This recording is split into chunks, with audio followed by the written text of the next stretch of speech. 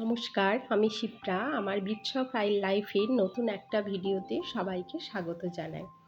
আজকে আমি একটা ভেটকি মাছের ফিশ ফ্রাইয়ের রেসিপি নিয়ে চলে এসেছি। দেখুন কিভাবে বাড়িতে খুব সহজেই ভেটকি মাছের এই রেসিপিটা বানানো যায়। প্রথমেই আমি পুদিনা পাতা, ধনে পাতা, কাঁচা লঙ্কা এগুলোকে মিক্সিতে বেটে নিলাম।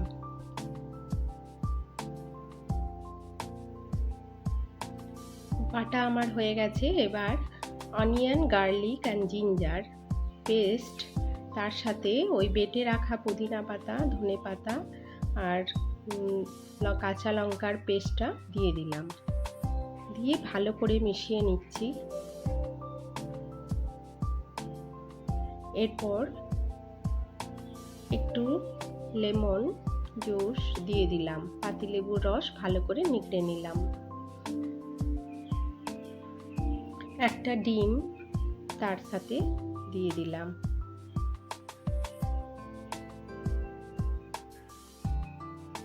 এবার এটা কাঁটা চামচ দিয়ে ভালো করে মিশিয়ে নিচ্ছি, যেন মিশ্রণটা সমানভাবে মিশে যায়। ভালো করে খুব সুন্দর করে এটা মিশিয়ে নেবেন। এবার এর সাথে নুন অ্যাড করলাম।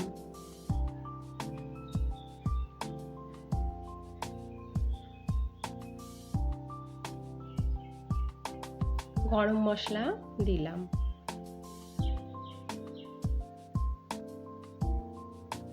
এবার এটাও ভালো করে মিশিয়ে নিলাম। এতে গোলমরিচও দিতে পারেন, তবে আমি দিইনি, কাঁচা লঙ্কাটাই দিয়েছি।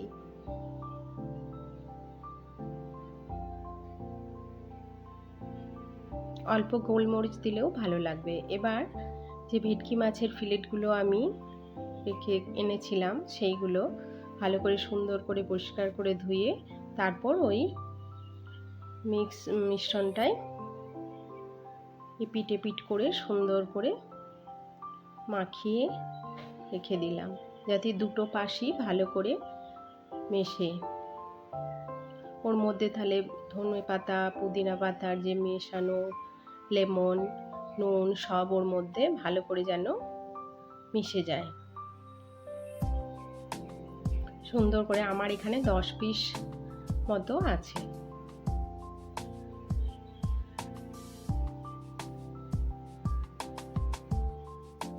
নুনটা পরিমাণ মতো নিজের যেটা মনে হবে সেরকমভাবেই দেবেন। দিয়ে ম্যারিনেটের জন্য রেখে দিলাম। আমি এটা রান্নার পরে করে ম্যারিনেট করে ফ্রিজে রেখে দিচ্ছি। নর্মাল যে টেম্পারেচার ফ্রিজের সেটাই রেখে দিচ্ছি। 2-3 ঘন্টা আমার ম্যারিনেট হয়ে গেছে।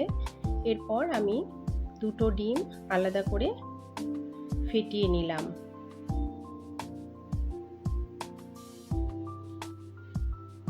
ওর কোটিংটা বানাবার জন্য এরপর কর্নফ্লাওয়ার 2 চামচের মতো ওতে দিয়ে দিলাম।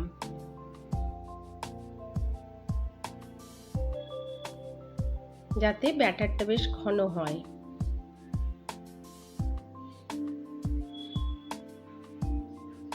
এরপর ব্রেড ক্রাম্বটা আমি একটু হাতে করে ম্যাশ করে নিচ্ছি।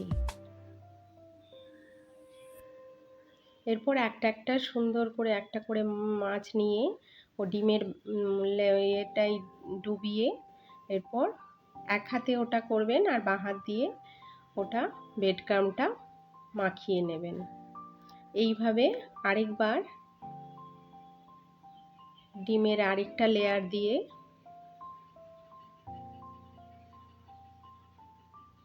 তারপর আবার ব্রেড ক্রাম্বের মধ্যে দিয়ে, যাতে একটু মোটাও হয় আর ভেঙে যায় না, গড়তেও খুব সুবিধা হয়। আর এইভাবে আপনারা রেখেও দিতে পারেন, করে সুন্দর করে আপনার রাখা যায় পরেও ভেজে খাওয়ার জন্য। এরপর আস্তে আস্তে সুন্দর করে হাতে একটু প্রেসার দিয়ে দিয়ে ছুরির সাহায্যে আর যেরকম শেপ চান সেইভাবে গড়ে নেবেন। আমি একটা ডায়মন্ড শেপ করলাম। দেখুন, এই ছুরি দিয়ে করলে বেশ সুন্দর করে শেপটা আসে। এইভাবে করে নেবেন।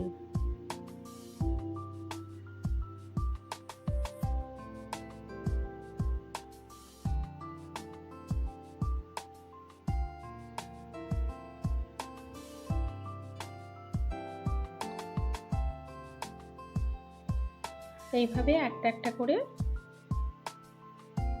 সুন্দর করে সবগুলো গড়ে নেবেন। এবার আমি আরেকটা করছি।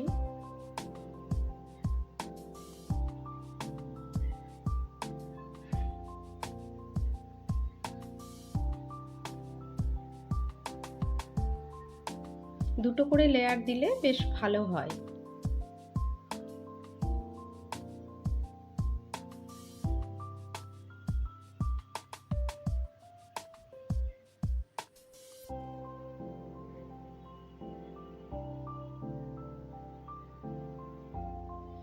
এটা আমি চৌকো স্কোয়ার শেপ করছি।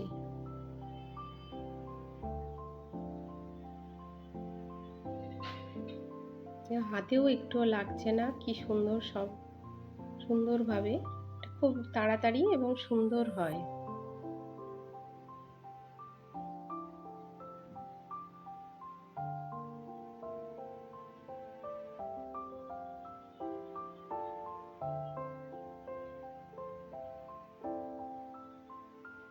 এটা গড়ে রেখে দিলে ছুটির দিনে সন্ধেবেলা ভেজে খেতে ভালোই লাগে। এইভাবে আমি সবগুলো গড়ে নিয়েছিলাম।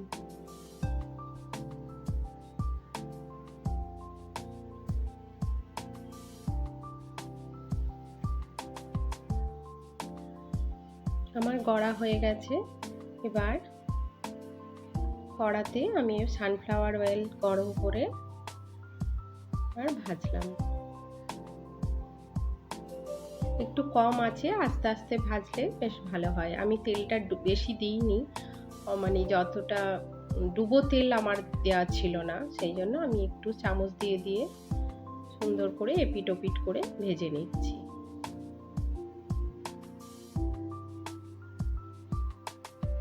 আপনারা ডুবো তেলে ছাকা তেলেও ভাজতে পারেন।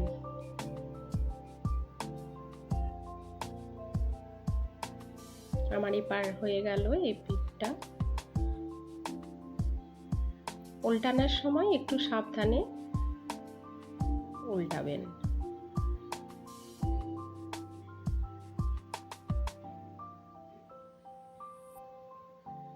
এইভাবে আমি একটা একটা করে মাছ ফ্রাইগুলো সব ভেজে নিলাম।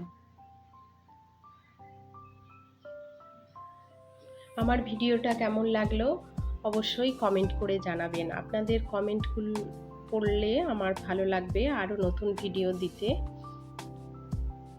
আর যদি কিছু নতুন দেখতে চান সেটাও আমাকে জানাবেন।